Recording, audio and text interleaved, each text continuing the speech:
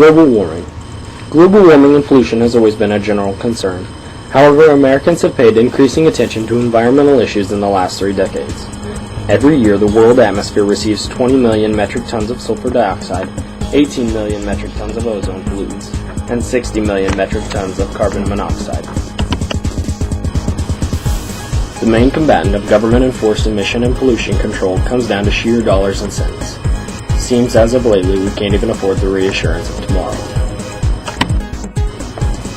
In 1997, delegates from around the world gathered in Kyoto, Japan for a global climate conference sponsored by the UN. Only 38 developed nations were mandated to reduce their emissions.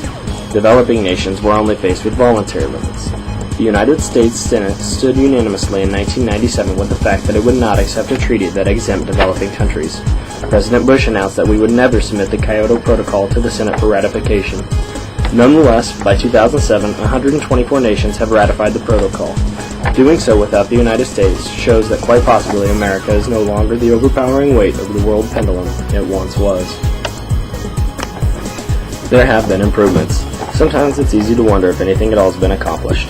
However, even without adopting the Kyoto Protocol, the government has set in motion some regulations and policies to reduce emissions.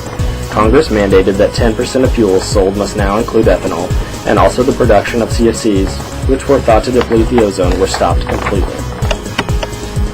According to the EPA, in the last 30 years, U.S. air pollution has been cut in half.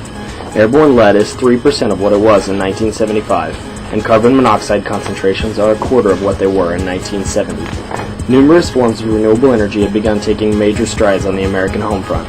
Huge wind farms in California generate energy for cities there, and research continues on accessing geothermal energy from below the Earth's surface.